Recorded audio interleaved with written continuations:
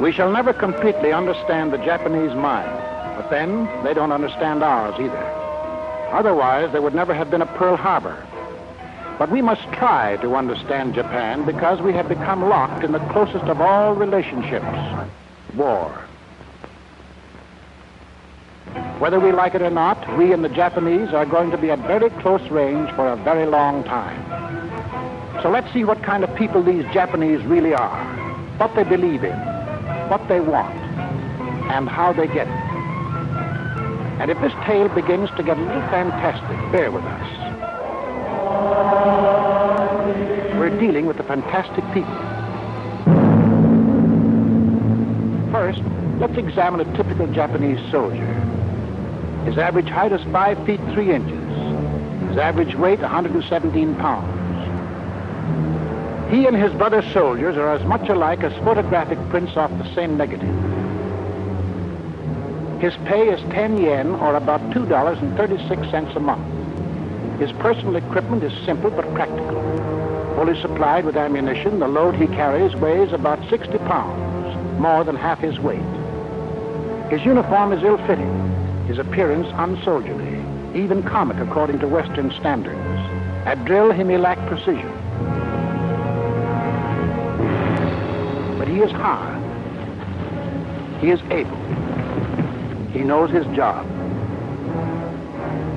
His endurance is phenomenal.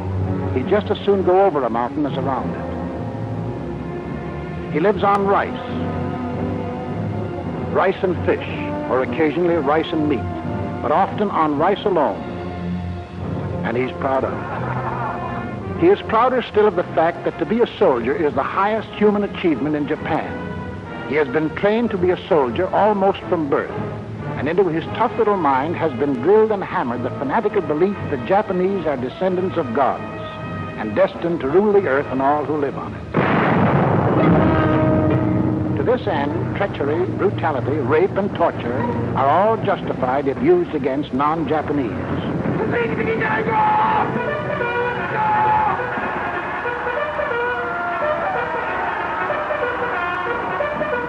In combat, his single aim is to close with the enemy in hand-to-hand fighting.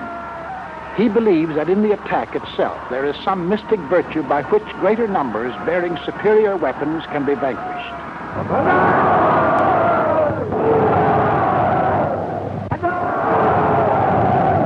In his mind, there is usually no question of choice between death and surrender. To him, death in battle is the attainment of an ideal. Where his flag leads, he follows in a blind emotional rush. For his flag not only represents his country, it is also the image of his God of gods. His flag is the rising sun, and the rising sun is the symbol of the emperor.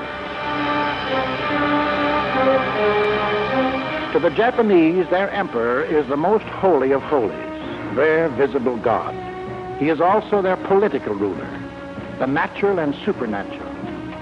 Religion and politics all done up in a one-man package. Entrust to one man the powers of the President of the United States, the Prime Minister of Great Britain, the Premier of Soviet Russia. Add to them the powers of the Pope, the Archbishop of Canterbury, the head of the Russian Orthodox Church. Then top it all with the divine authority of our own Son of God, and you will begin to understand what Hirohito means to the Japanese, why they call him the God Emperor. For to the Japanese, Hirohito is a direct descendant of the sun, and what is so high, so brilliant, and so mighty as the sun? Accordingly, no one can stand above or look down upon the emperor. When he passes through the streets, all windows above the first floor must be tightly shuttered. The train to Tokyo from anywhere in Japan is the up train to Tokyo because the emperor lives there. Nor can the emperor be imitated in any way. Only his automobile may be maroon-colored. Not even his tailor may touch the person of the emperor, for who would lay hands upon the sun? If you are Japanese, it actually hurts your eyes to look at Hirohito, just as it hurts your eyes to look at the blazing sun. Nor would anyone dream of handling his uncovered picture. When Hirohito's face appeared on the front cover of an American magazine, the Japanese government filed an official protest with the American State Department. Whatever takes place in Japan, it is he, the God Emperor, that causes it. From him all things emanate, and in him all things subsist. He makes the Japanese rice grow. He makes Japanese soldiers conquer the world.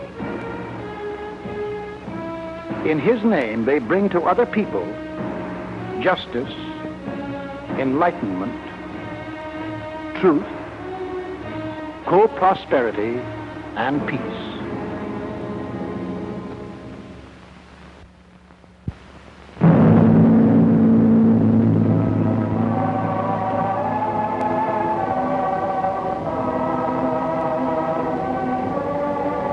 The year 1940 was a holy year in Japan, for the nation celebrated the 2600th anniversary of its founding by the first God Emperor, Jimmu.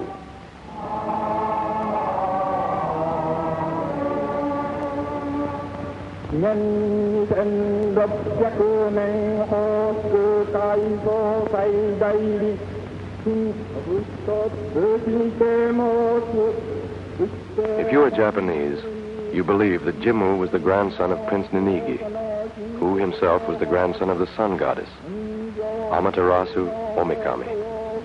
And she, the sun herself, said to Prince Ninigi, "Go down and rule over the luxuriant land of reed plains, which your posterity is to govern as monarchs."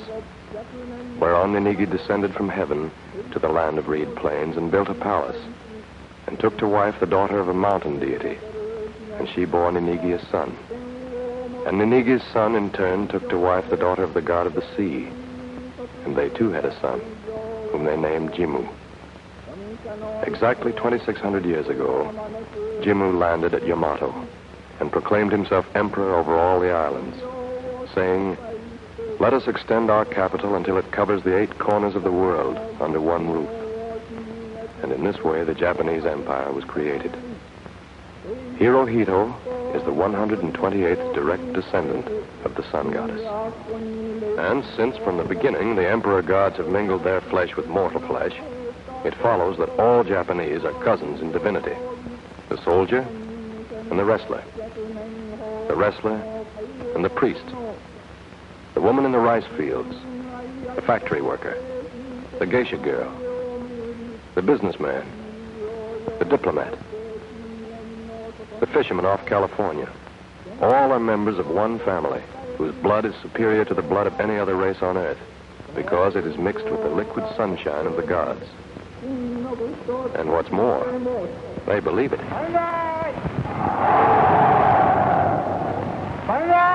And being of divine origin, all their acts fall into the divine pattern called the Way of the Gods, or Shinto. Which brings us to the national religion of Japan, Shintoism.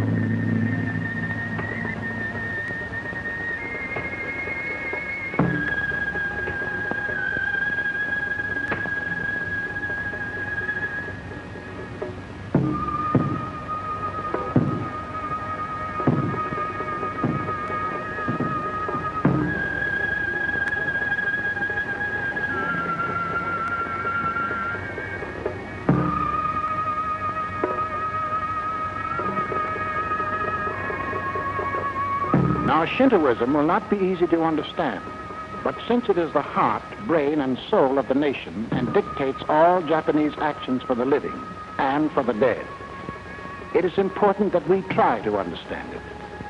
According to Shinto, the population of Japan is one son of heaven, the emperor, 9 million minor gods, 75 million living people, and billions upon billions of ghosts, the spirits of all Japanese who have died in the past. These spirits stand watch over all Japan, follow their soldiers into battle, and serenely float around in every Japanese house where guests are frequently introduced to them. They are so near, the living merely have to clap their hands to call their attention. They are fed choice food, and incense is burned for them. Each living Japanese is merely a link in this endless chain of ghosts. He is identical with them except for the unimportant fact that he breathes and can be seen. Each living Japanese knows he is constantly surrounded by these spirits who guard him and watch over him to see that he obeys the emperor and follows the way of the gods. To watch over special Japanese activities, there is a host of minor gods. The volcano is a god. The lightning. There is a god of the silkworm, the god of the night wind. These pearl divers have a god, and annually they hold a ceremony for him. These farmers have a rice god to whom they offer prayers for a good harvest. These scarecrows are all gods of one kind or another. There are over 100,000 Shinto shrines in which these local gods and spirits are worshipped. For the living Japanese, Shinto decrees that all their actions must imitate the way of the gods, who handle chopsticks thusly, arrange flowers thusly, drink tea thusly, worship the emperor thusly, enter a room thusly, greet an acquaintance thusly.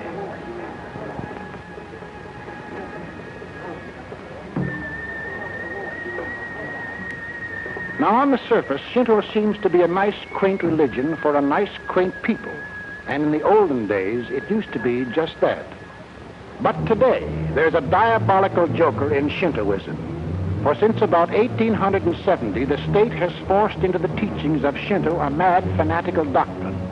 A doctrine that has brought suffering and death to untold millions of innocent Asiatics. And now to thousands upon thousands of Americans.